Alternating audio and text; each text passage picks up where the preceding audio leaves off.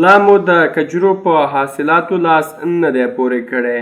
هیواد ته کجورې له بهرنیو او په ځانګړې توګه له عربي هیوادونو راوړل کیږي. خو دلته په ننګرهار کې له اتو کلونو را په دې خوا د کانال پر ځمکه د کجورو بڼ جوړ شوی. دغه بڼ ته د عربي اماراتو له خوا څه باندې 2000 د کجورو ونې مرستې شوي چې د هرې ونې مالي ارزښت تر 2500 امریکایي ډالرو پورته دی.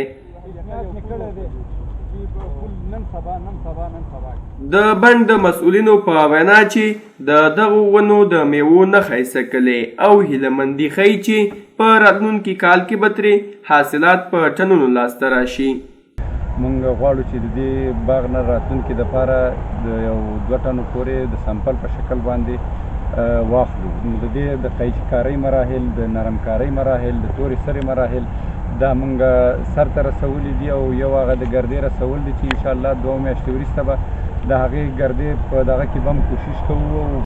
په کور دننه د کجورو ډیر اقسام لرو خو دا وروستی هغه بیا په سیمه کې نایاب دی.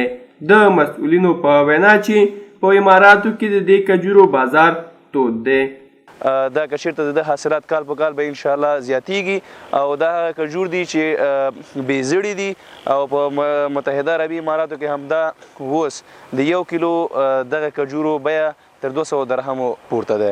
که چیرې د حاصلات زیات شي نو نه یوازې د ننګرهار په اقتصاد کې بلکې د افغانستان په اقتصاد کې به رغنده رول ولوبوي.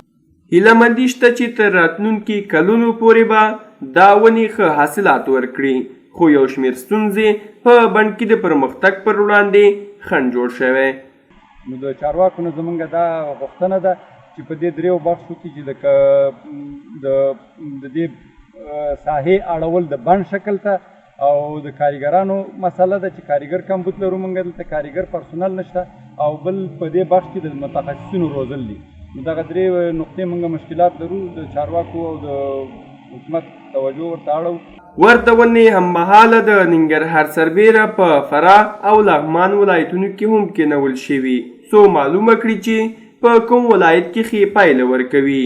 خو د معلوماتو په اساس ویل کېږي چې په لغمان کې کومه نتیجه نه ده ورکړې او په 2 نورو ولایتونو کې ښې پایلې ورکړي. کابو 8 کاله وړاندې د عربي متحده ایالاتو لخوا د کانال ریاست سره د کجورو څه باندې 2000 ونې مرسته وشوه چې دلته په دې بڼ کې کېنول شوې.